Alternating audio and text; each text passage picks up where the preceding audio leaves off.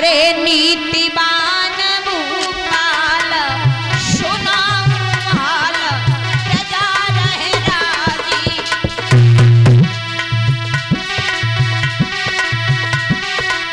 नीतिवान भूपाल सुनाऊं हाल प्रजा रहे राजी। प्रजा में ना कोई करत भूप बदनामी। प्रजा में ना कोई करत भूप बदनामी।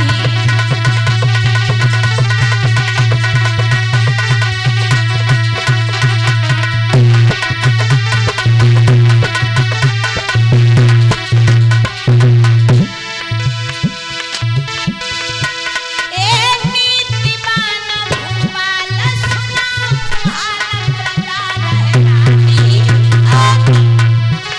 प्रजा में ना कोई करे और के राजा की बदनामी।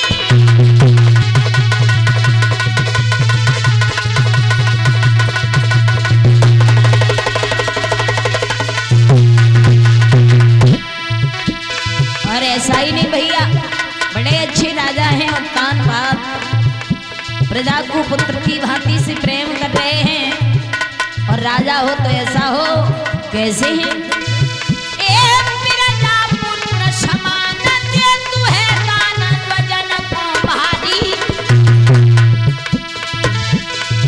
ए प्रजा पुत्र समान दे तू है दान वजन को भारी। जकियत की रत की ध्वजा दे सुरक्षा हो रानी।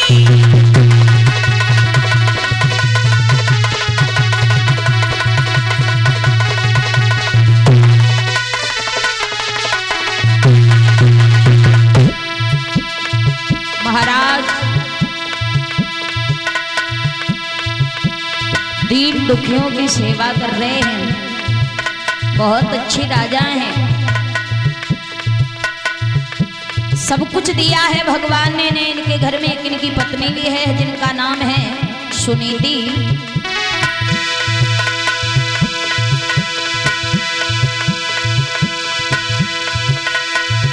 ए सुनीति नाम की नारी सुनो दे ध्यान मेरे ओ भाई। ऐसी लीला प्रभु की बनी आई रे नाई घर में लाला लाली।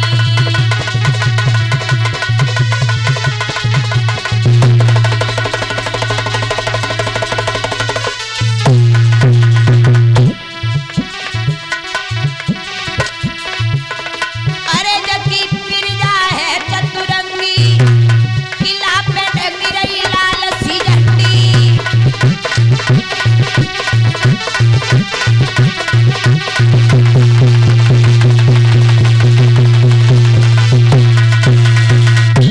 अयोध्या के रहने वाले महाराज उत्तानपाद बहुत अच्छे राजा हैं। भगवान ने इन्हें सब कुछ दिया है, हर चीज से संपन्न है।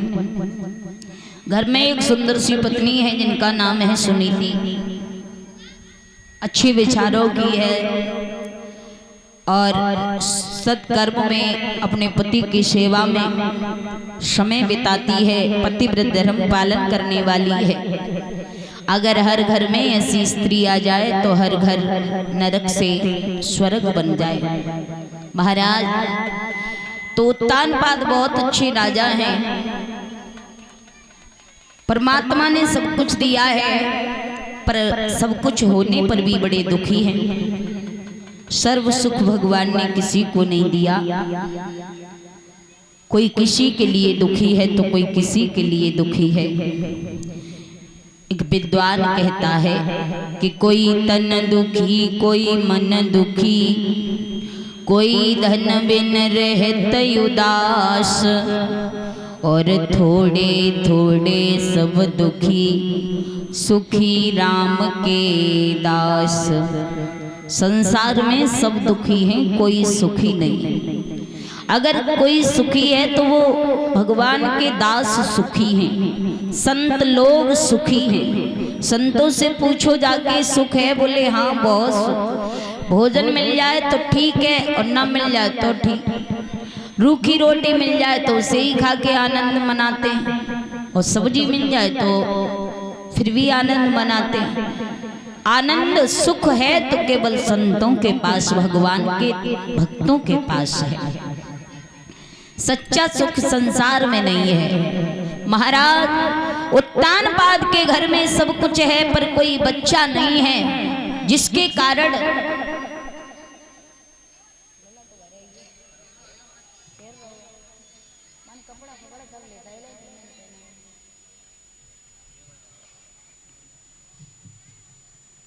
भैया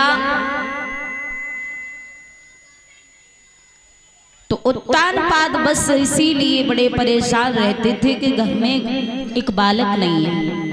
कितना भी धन दौलत भरा हो, घर में एक बच्चा नहीं हो, घर मरघट के समान लगता है।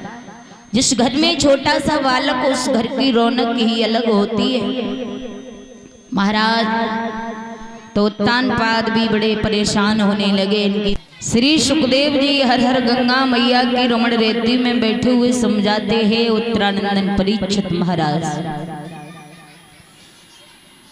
उत्तानपाद बड़े परेशान हैं, घर में कोई बालक नहीं है, सब कुछ परमात्मा ने दिया है। आगे चल कर के राज्य का राजा कौन बनेगा, ये बहुत दुखी है। इधर इनकी महारानी सुनीति महलों में बैठी है, आंगन में सोच विचार में पड़ गई। परमात्मा मेरे पति दरबार में रहते हैं, मैं आंगन में अकेली रहती हूँ, ये आंगन मुझे खाने को दौड़ रहा है।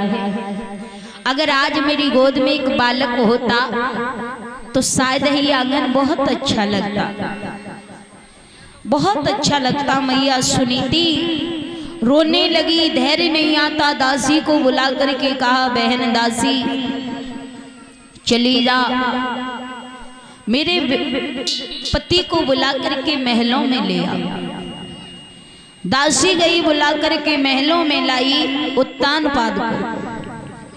और आज उत्तानपाद ने अपनी महारानी के पास आकर के कहा, महारानी कहो क्यों बुलाया हम, बताओ। सुनीति ने कहा, महाराज अरे मैंने इसलिए बुलाया है, बड़ी चिंता रहती है मुझे। आप तो दरबार में रहते हो, मैं अकेली महलों में रहती हूँ, घर खाने को दौड़ता है। क्यों? क्योंकि महाराज मेरी कोख पे पत्थर पड़ गए, जो मैं एक संतान को जन्म नहीं दे पाई।